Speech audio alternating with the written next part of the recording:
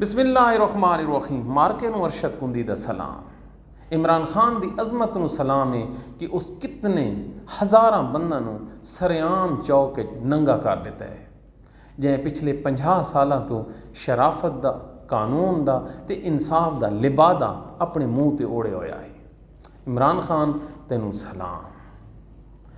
उस दस दिता है कि इस मुल्क दे विच ना अदालत हैं, ना आईन है, ना कानून है, ते ना इस मुल्क दे जुडिशरी दे बैठे जजां दी कोई इज्जत है। अगर इज्जत होवे इस मुल्क दा एक एहतसाब दा जज सज़ा सुनावे, अपील चीफ जस्टिस को पेंडिंग पई होवे ते निगरान कबीना आखे नवाज शरीफ तू बरी हैं, अदालतों की कबर खोदो चा उस जजां नूं, वकीलों नूं ते उत्ते कानून की किताबां नूं रख के दफना दो कि आमण वाली नस्ल फैता पढ़ गए ने। इमरान खान तैं सानू दस्या कि इस मुल्क के पिछले 50 सालों तो एक नूरा कुश्ती सियासी जमातों की लगी हुई है। इस दे विच दो जमातां हैं, एक आर्मी नवाज ते दूजी आर्मी के मुखालिफ, पीपल्स पार्टी ते नून लीग। तैं आण के इन्हां दुहाई नूं बेनकाब किया है ते तैं दस दे ये दुहाई असल आर्मी नवाज हैं ते इन्हां दी जिहड़ी लड़ाई आई और नूरा लड़ाई आई इस मुल्क की बुनियादां नाल खेडदे रहे। इमरान खान तेनू सलाम।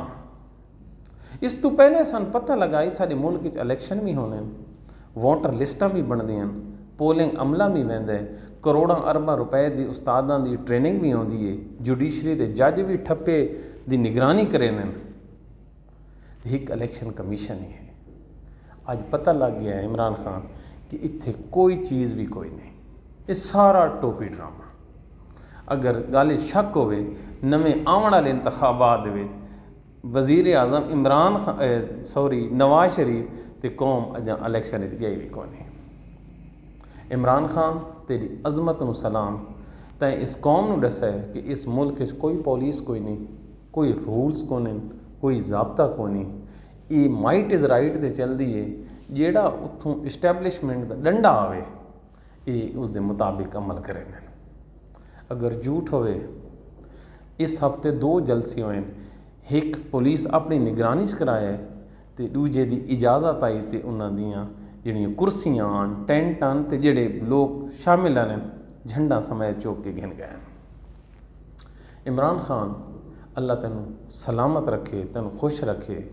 तैं इस कौम नूं ये भी दस दिता है कि ये आज़ाद ने, ना इन्हां दी खारजा पॉलिसी अपनी है, ना इन्हां दी दाखला पॉलिसी अपनी है। इस तो पहले सानू दसने कि इस मुल्क दे कुछ सहाफ़ी हैं जिहड़े कि जरी हैं, दलेर हैं, इस मुल्क के वड्डे वड्डे मीडिया ग्रुप्स हैं जिहड़े किसी दी नहीं सुनते।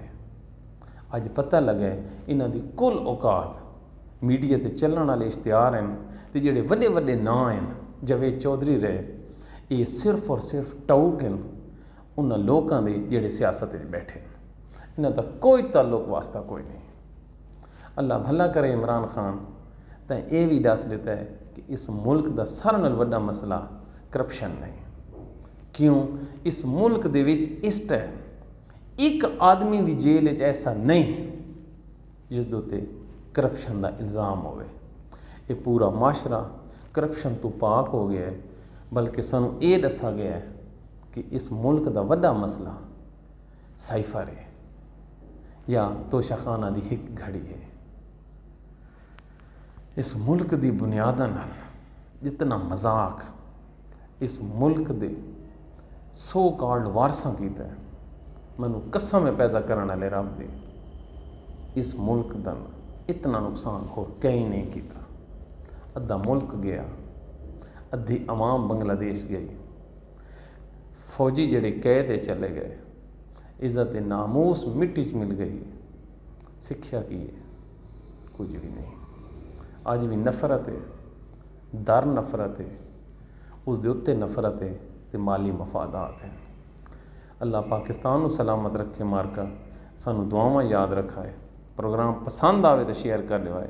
Thank you very much.